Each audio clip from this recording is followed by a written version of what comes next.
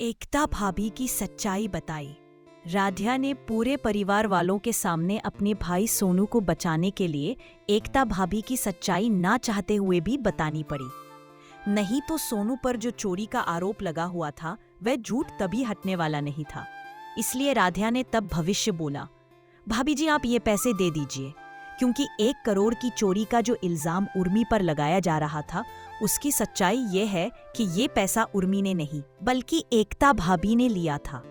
दरअसल एकता भाभी के पिताजी की तबीयत बहुत ज्यादा खराब थी और उन्हें उस समय पैसों की जरूरत थी।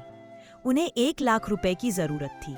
इसलिए एकता ने ये पैसे चुरा लिए थे ताकि अपने पिताजी की मदद कर सके। इस बात की किसी को भी खबर नहीं थी, लेकिन राध्या ने सच्चाई का पता लगा लिया। तब एकता भाभी ने राध्या को स्टोर रूम में ले जाकर सब सच बता दिया। उसने कहा, राध्या, मेरे पिताजी ने हमारी पढ़ाई लिखाई में बहुत पैसा खर्च किया था ताकि मैं किसी अच्छी कंपनी में नौकरी कर सकूं। तभी मेरे दिमाग में आया कि मुझे ये पैसे ले लेने चाहिए। यह सुनकर राध्या बोली, प्लीज भाभी आप ये पैसे लौटा दीजिए।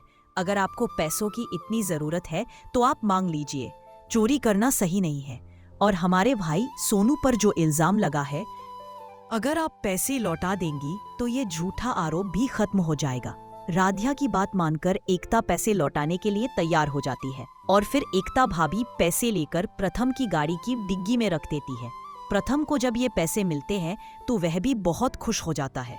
ओमकार जी तुरंत ये पैसे प्रथम के भाई को बैंक में जमा करने के लिए दे देते हैं।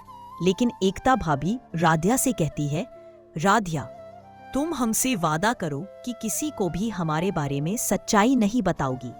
और राध्या वादा करती है, हाँ भाभी मैं किसी को भी आपके बारे में कुछ नहीं बताऊंगी।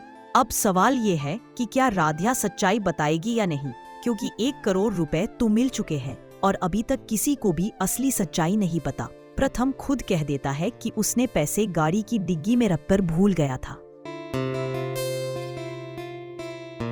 लेकिन ओमकार जी को पैसे मिल जाने के बाद भी प्रथम पर गुस्सा आता है। वही सोनू पर लगा झूठा आरोप खत्म हो जाता है। राध्या ने बहुत चालाकी से अपनी भाभी एकता को और अपने भाई सोनू दोनों को बचा लिया और प्रथम भी राध्या से बहुत खुश हो जाता है। अगर आप सभी लोग भी राध्या की मेहनत से खुश हैं तो इस वीडियो को एक लाइक कर दीजिए। एपिसोड की धमाकेदार शुरुआत होती है बंसल भवन में, जहां पुलिस सोनू को चोरी के इल्जाम पे गिरफ्तार करने पहुंची थी। पूरा घर खामोश था। तभी सामने आई राध्या की दादी सुजाता। उसने गुस्से से प्रथम की दादी को ललकारा और कहा, औकात दिखाने आई थी आप, अब देखिए असली सच्चाई, कौन है चोर की औलाद। प्रथम की दादी और सुजाता के बीच जबरदस्त झगड़ा शुरू हो जाता है।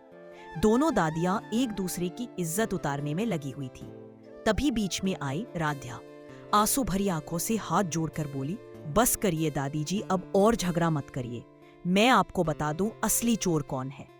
और फिर राध्या ने वह सच सबके सामने, मैं सीधे प्रथम सर की ऑफिस गई थी। मैंने अपनी आंखों से देखा कि जिसने पैसे चुराए थे उसके पैर में चोट लगी थी और वो कोई और नहीं उर्मी जी थी। यह सुनते ही पूरे हॉल में सनसनी फैल गई। प्रथम की दादी दहाड़ते हुए बोली, चुप रहो, मेरी बेटी पर इतना गंदा इल्जाम लगाने की हिम्मत कैसे हुई तुम्हारी? सबूत कहाँ है तुम्हारे पास? राध्या ने शांत स्वर में कहा, सबूत चाहिए तो चेक कर लीजिए उर्मी जी का पैर, घाव का निशान सब कुछ कह देगा। सबकी नजरें उर्मी पर टिक गईं और जब उनके पैर को देखा गया तो सच सामने आ गया।